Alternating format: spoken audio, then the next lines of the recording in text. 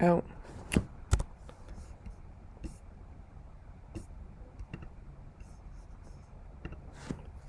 Okay. Everyone hear me all right?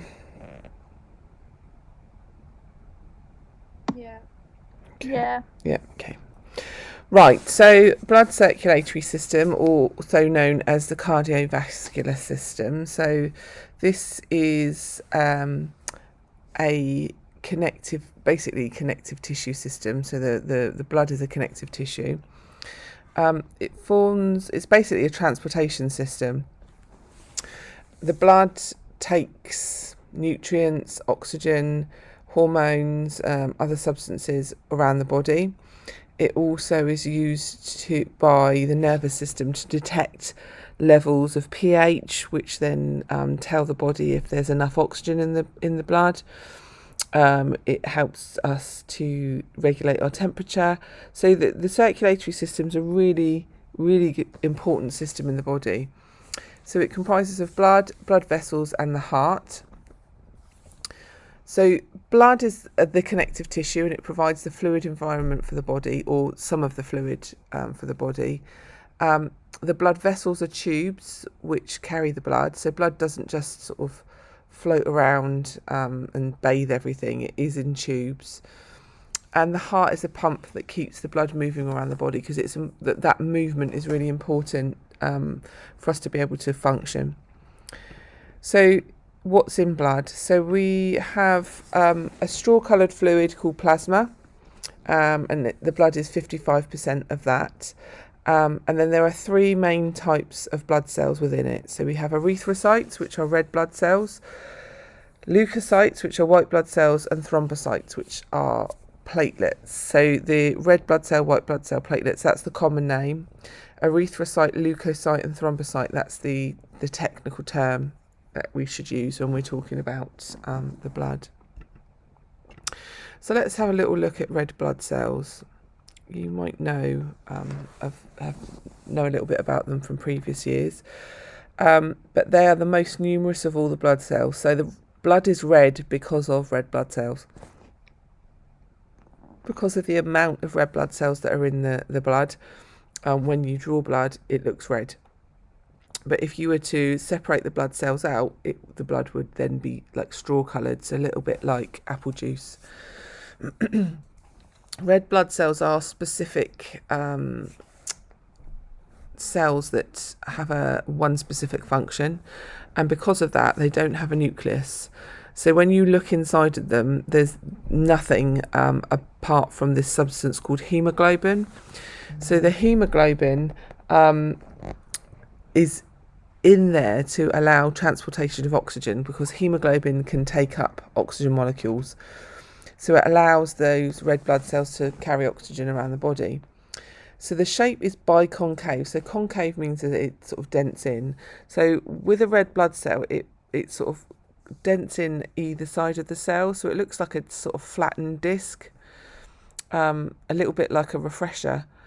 So their membrane around them allows for the easy exchange of oxygen. It doesn't have all the other stuff that we learnt about with the other cells inside it, apart from this hemoglobin. And they are produced in bone marrow. Here's a picture. So you can see from the side, it looks like it's been squished in at the middle. And then from the top, it looks like a disc. And this is to allow it to travel through small capillaries and allow to sort of be able to transfer that oxygen more effectively. So white blood cells, they are much larger and much less numerous. They do have a nucleus. So when we did our cell structure of the cell, this is really what a white blood cell looks like. They protect the body. So that the white blood cells are part of the body's immune system. So they fight against microbe entry and fight bacteria and viruses that are found in the body. They also help to remove waste materials. So they clean everything up, really. Here down the side, you can see some examples. There are lots of different white blood cells that have different tasks. So you have some that just basically go around eating any waste. or bacteria or viruses that are found in the blood or in the tissues. You have others that sort of spray sort of noxious substances. You have some that basically are sticky and they stick to invaders. So there's quite a lot of different ways that our body protects ourselves with these white blood cells.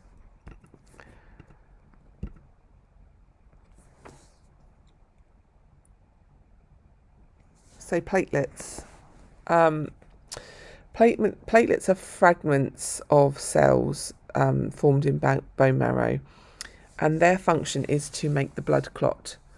And the reason that we need blood clotting is to stop blood leaking out and also to stop anything getting in if we break the surface. So there are 4 main functions of blood. We have transportation, which we've talked a little bit about. We've got defence, we have regulation, and we have clotting. So all those things work to stop nasties sort of getting into the body, and also when they're in to basically get rid of them, really.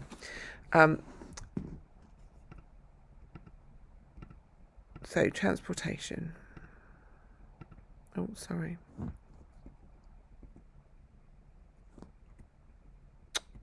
What have I done here? There we go. So we've talked about red blood cells, that they carry oxygen. So also the blood carries carbon dioxide back to the lungs. So red blood cells do take up some carbon dioxide, but most of the carbon dioxide that goes back to the lungs is dissolved in the liquid of the lungs, of the blood, sorry. The blood also transports nutrients, so carbohydrates such as glucose, vitamins and minerals. So all of these things are taken from the digestive system and passed around the body. The only thing that isn't really carried in the blood is fat, so that's usually carried by the lymphatic system. So hormones are transported around the body to their target organs. So hormones are a chemical messenger, and we'll go through that once we do the endocrine system. And basically all waste materials such as urea are carried through the blood to be removed and excreted, usually through the kidneys. So the defence, we've talked about white blood cells, so they fight against disease and microbe entry.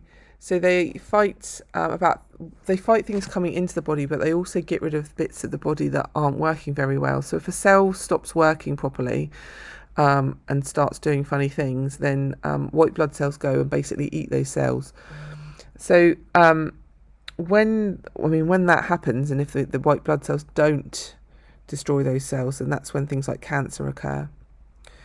So they engulf bacteria and destroy them through a process called phagocytosis. So you have some cells that are phagocytic. So this is basically like a Pac-Man, and they eat the bacteria.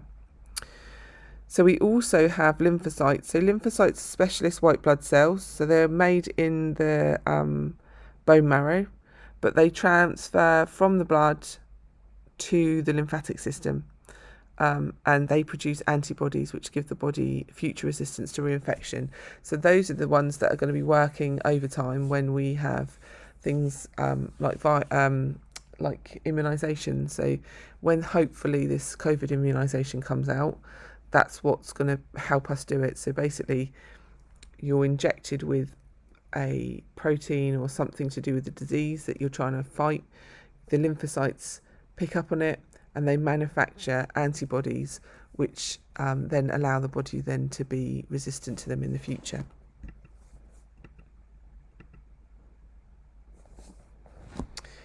So, as I said, the blood allows for regulation. So this is to things like pH, things like water levels, also word's gone out of my head. Water level, temperature, sorry, That's regulated by the blood. So basically you have sensors in blood vessels that regulate and can pick up on changes. And if there is changes, then the body counteracts that by, for example, if the pH level becomes acidic, it means that we've got too much carbon dioxide in the blood. So what we then do is basically increase our breathing, so our breathing rate goes up. So that's what happens. Clotting. Ooh, go back. Oh, I've done it again.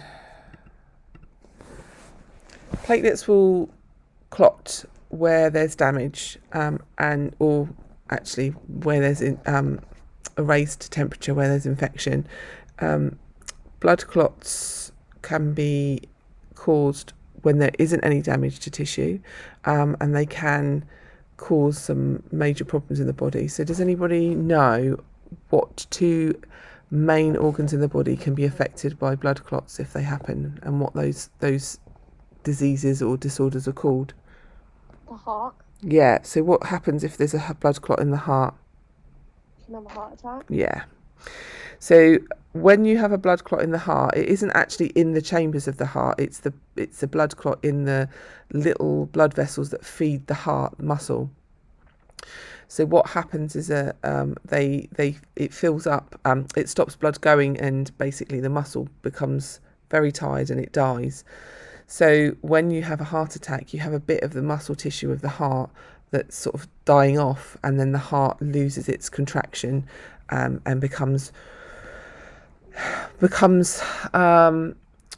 febrile. So what that means is the heart doesn't stop working, because when the heart stops completely, that's it. There isn't any shocking it back into life.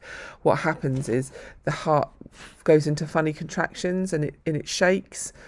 So when you see on the movies, they come along and do this shock the heart into restarting again. It basically stops the heart working in the hope that it will then start beating all together again, rather than different bits of the muscles contracting at different times. So when you watch these films and they have the flat lines and people are dead, and they bring them back to life with the shocking, it doesn't work like that. That's not real. It'll only work if the heart is still beating and still moving. What's the other one? What's the other organ that if you have a blood clot in it, it causes a major problem? The brain? Yeah, the brain. So what's a blood clot in the brain called? What will that give you?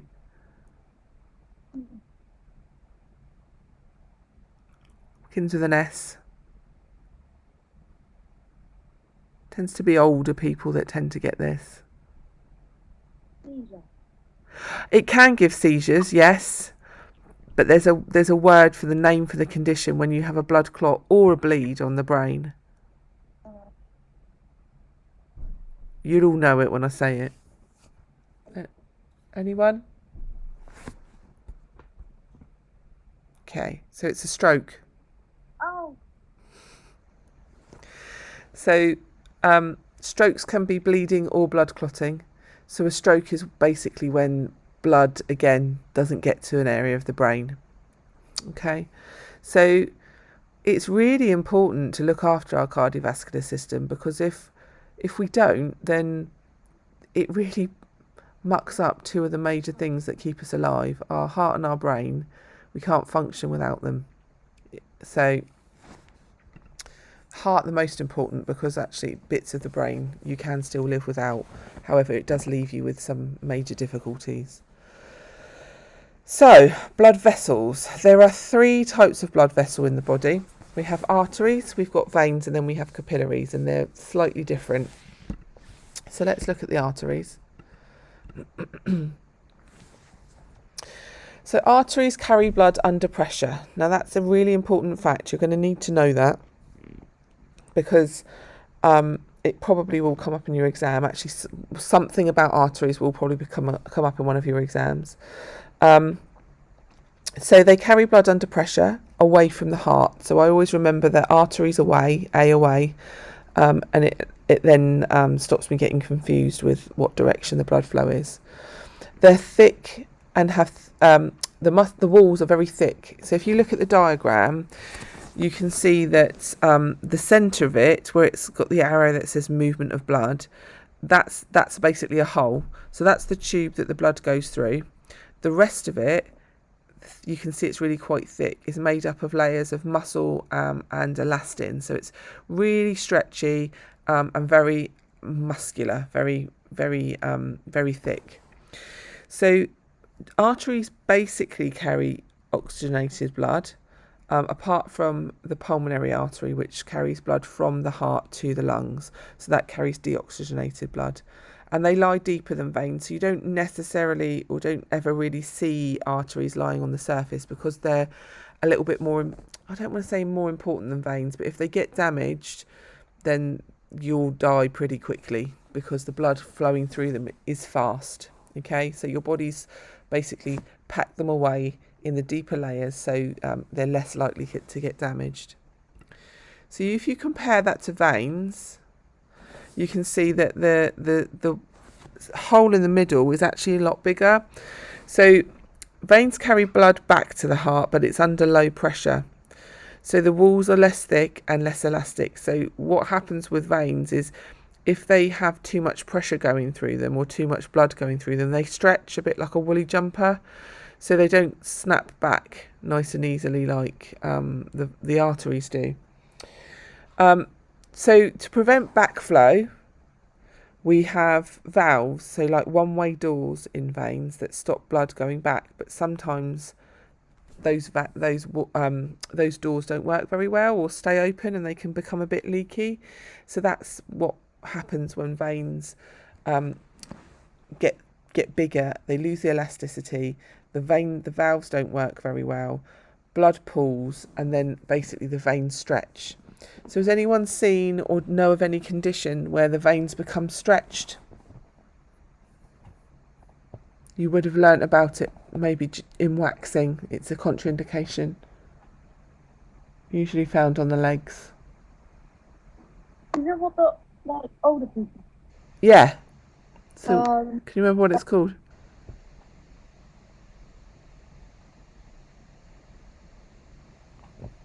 Begins with the V.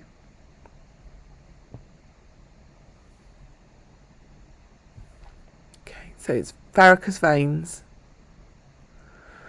So varicose veins are caused by sort of too much blood in a vein and it becoming stretchy. So generally veins carry deoxygenated blood, and that only exception for that is in the pulmonary vein, which carries blood from the lungs to the heart, but it's oxygenated, and that blood is then pushed around the rest of the body. So capillaries. Capillaries are really important blood vessels. They're the smallest vessels in the body. They're 1 cell thick. So this 1 cell thickness allows for the transportation of substances through them. So oxygen, nutrients, hormones. So those things can pass very easily through capillaries, but they can damage quite easily as well. So if you have high blood pressure or something else, or physical damage, so an accident or something, it damages an area, the capillaries can become damaged. Capillaries do grow back most of the time, but sometimes in certain areas they don't. So if you burst the capillaries that feed the retina in the eye, the capillaries, that causes damage, and the capillaries do grow back, but it does make people blind because they don't grow back quick enough, and the area's been left without blood for such a long time. So it's really important, again, another reason why it's really important to look after our cardiovascular system. Capillaries have no valves. They rely on the pressure of the blood coming from the arteries to push the blood through them. So that blood is controlled by the heart and under high pressure, so it can go a little bit further, so it can push the blood into the capillaries and through into the vascular, the vein, And we can see here how it's joined up. So the cardiovascular system is called the circulatory system because it's circular. There's no beginning and end to it. So there isn't everywhere. It's recycled, completely recycled, and there's no start and no finish. So it's continuously going round and round and round. So from the arteries to the capillaries to the veins to the heart to the arteries again. So when I talked about the movement of substances through capillaries, what I was talking about was something called capillary exchange. So this allows substances to move between tissues because of that thin, one cell thick wall of the capillary.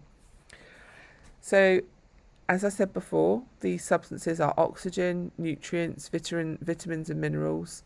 So that is pushed out of the capillaries into tissue fluid surrounding cells in tissues in organs.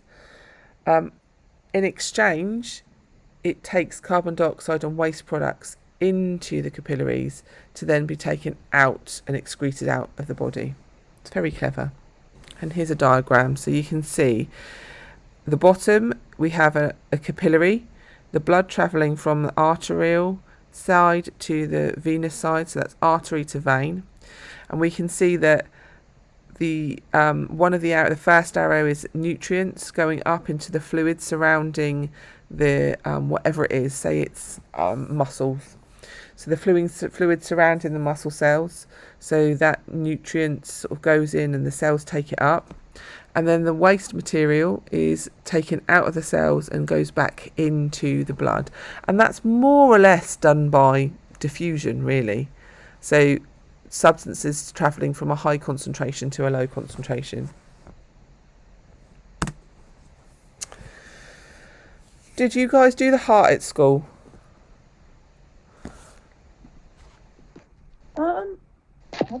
Yeah. Yeah, some of you did, some of you didn't. So the heart, Remember, do you remember, does anyone remember anything about the heart? has it got two veins going to it? It's, Oxygenated and deoxygenated. yeah, I can't even pronounce the words. Deoxygenated, yeah. Yeah. So there are two parts to it. Yeah. Anything else? Remember anything else, anyone?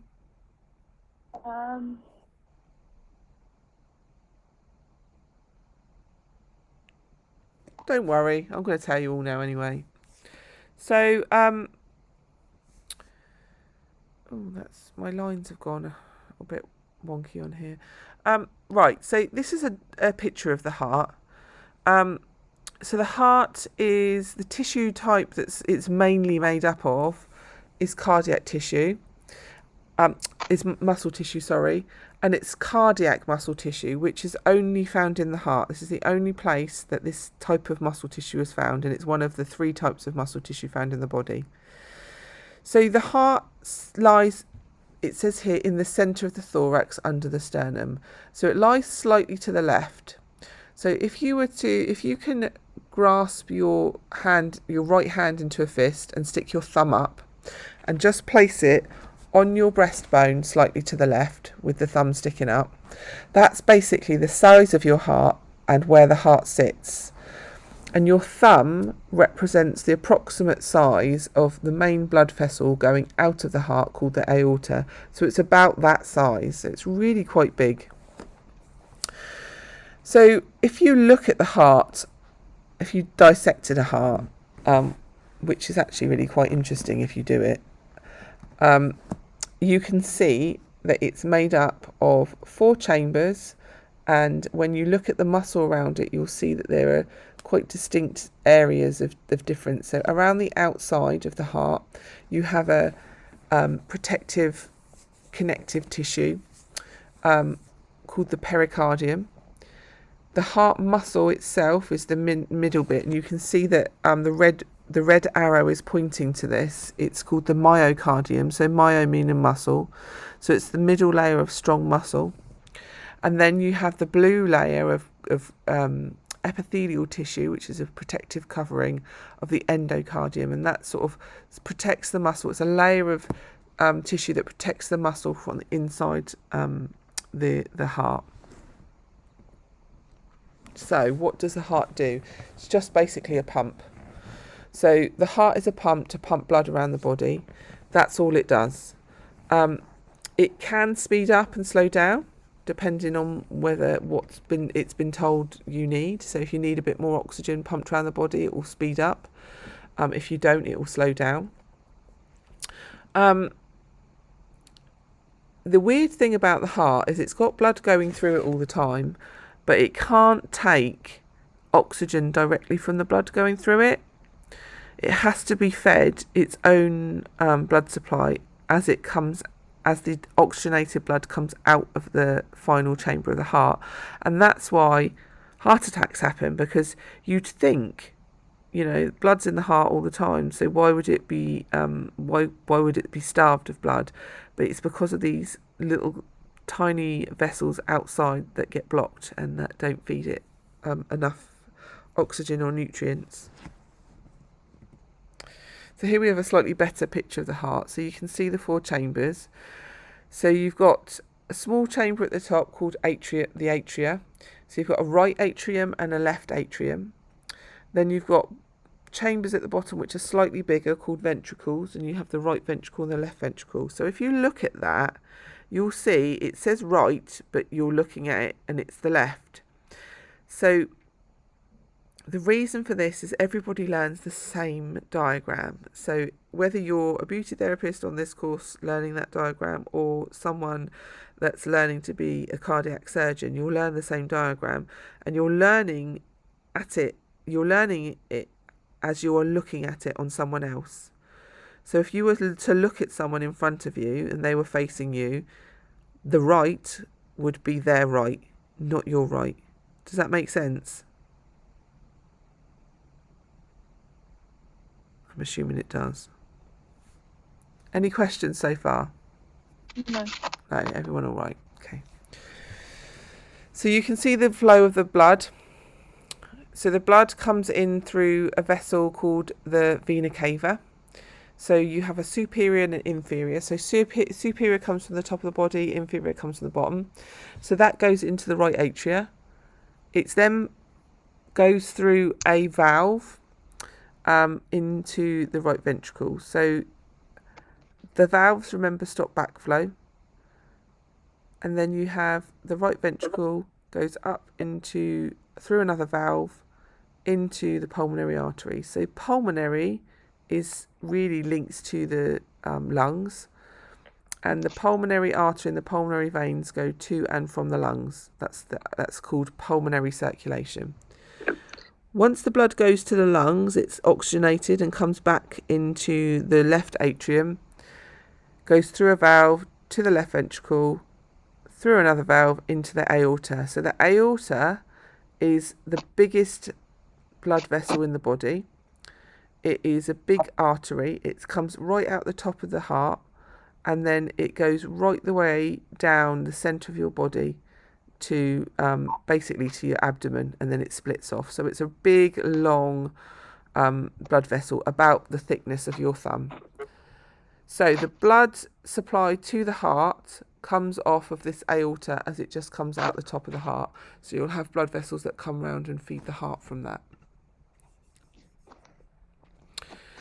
So here we are, sort of an outline of those blood vessels. So the aorta, pulmonary artery, superior vena cava, and the pulmonary vein. So those are the main blood vessels.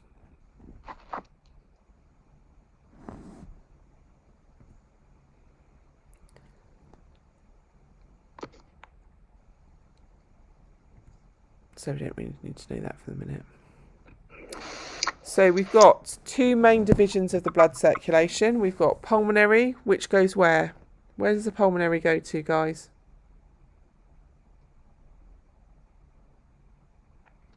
Is everyone listening to me? I'm listening, but I'm going to think. So I just said pulmonary vein and pulmonary artery go to and from what organ? Can you remember what I was saying? Pardon? The heart? No. Well, yeah. What's the other organ? Oh. So it's to do with getting oxygen. What's the other The organ? lungs. The lungs. Yeah, good. And then we have systemic or general circulation that goes around the rest of the body. There are other areas of circulation as well. You have the hepatic circulation, which goes to your liver. You have your renal circulation, which goes to the kidneys. But those are the two main ones that you need to be worried about. So pulmonary circulation, we know, goes to the lungs.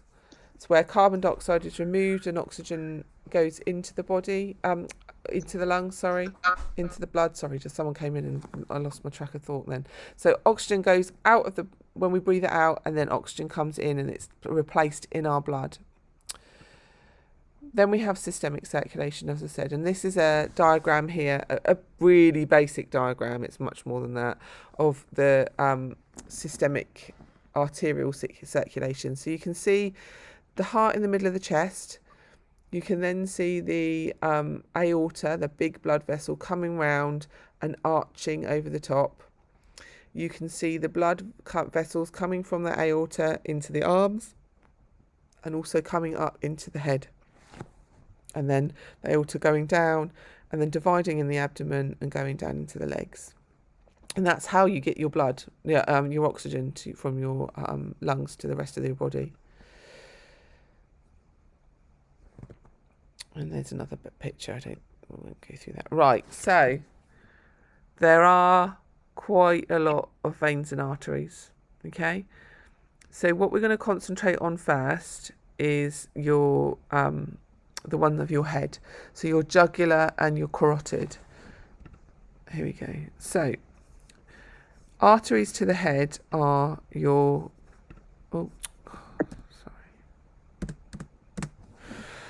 come up from the aorta through a blood vessel called the carotid artery. So the blood vessel coming directly from the aorta is called the common carotid. You then have a division. Can you see? I mean, it says occipital artery, facial artery, but those two, can you see it sort of goes off in two directions? That branch, that V shape, goes to the internal and external carotid arteries. Okay, so one internal goes in and into the brain, and the external goes and feeds like your face, the facial muscles, your skin and your face, your scalp, that sort of thing. So you can see that one comes round and feeds the occiput, and then a part comes round and sort of feeds the face as well. Okay, so then we have veins coming from the head. You have the jugular vein. So the jugular vein takes all the blood from the head and transports it back to the vena cava, and then that goes into the heart to be reoxygenated again. Right, blood pressure.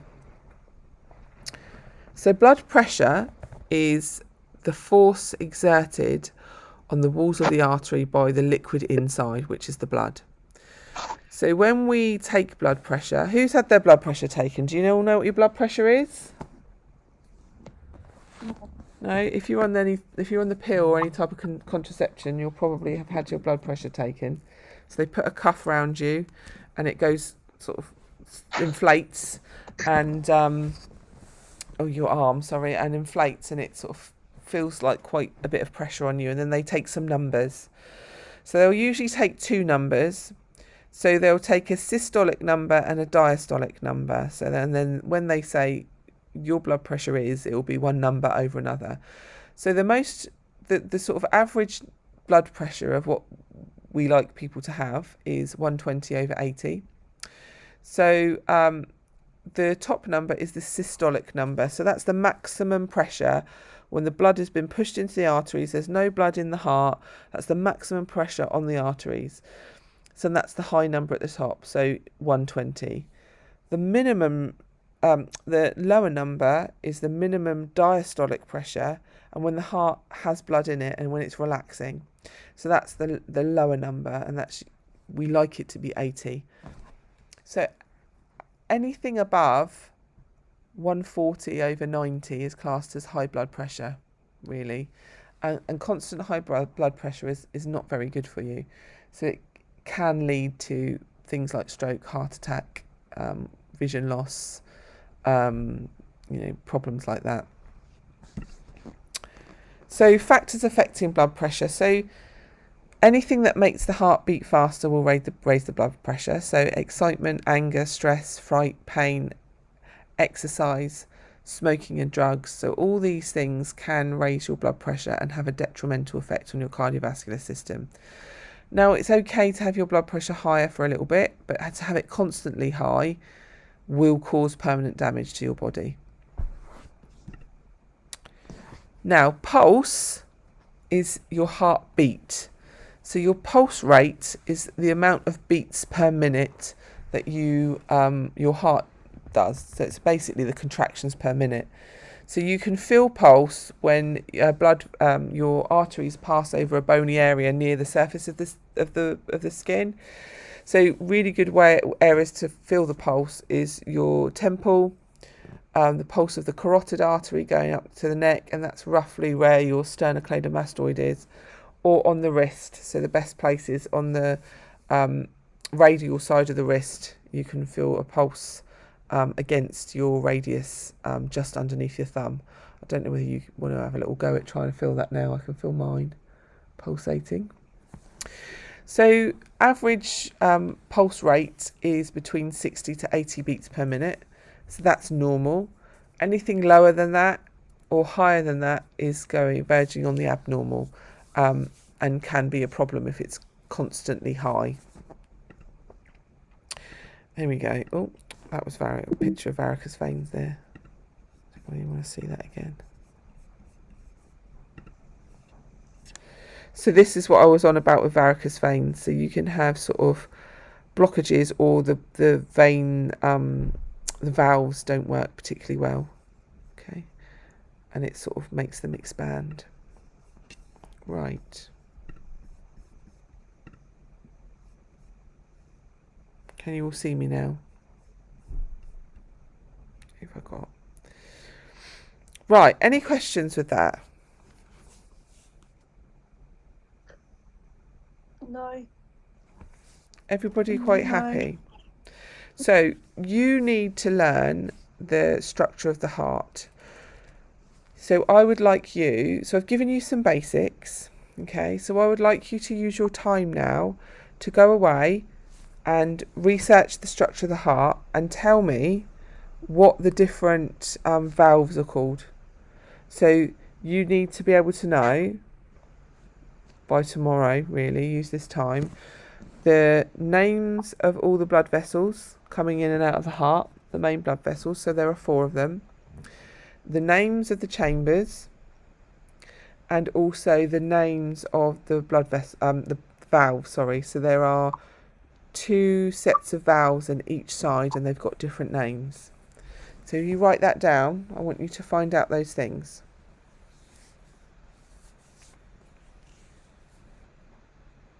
So I'm going to set it as an assignment.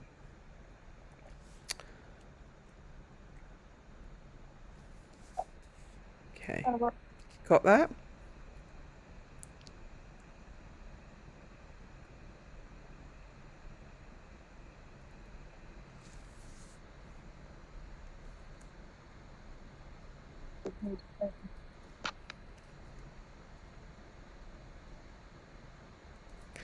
Once you've done that, I want you to then tell me the journey of blood through the body. So you are a blood vessel, you are a red blood cell, okay? Where do you go? What happens to you? So from like being deoxygenated, going through the heart, what chambers do you go through? What happens?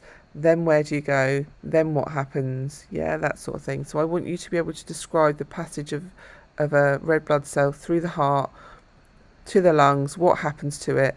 How does it occur? I don't want it too in depth, okay? But write me a little story. Okay, Robbie the red blood cell. Got that? Okay. I then want you to go over and revise all the stuff for your skeletal system. Did you all do that homework for me? I asked you to do the joints. Did I say? Yeah, Is it? Have you done it? I've done it, but I think it online. So I've done it. Oh, I can't hear you. Is that Erin talking? Yeah, it's I can't hear you very well, Erin. If you've I've done it in my book. I haven't done it. Do it on the computer. okay. Did you want me to take a picture and send it to you, or did you want me to show you when I'm Keep in it. tomorrow? Keep it. Bring it in tomorrow because I'm gonna probably get everyone to do that task with the sheet that I put on. We're gonna do it Yeah. tomorrow, so you can fill it all out then. All right. Yeah. Okie dokie. Right. Whoever I've got everyone. Any questions from anyone? No. No. So I want you to do that. You need to go back through those slides. I'm going to turn this off now, actually.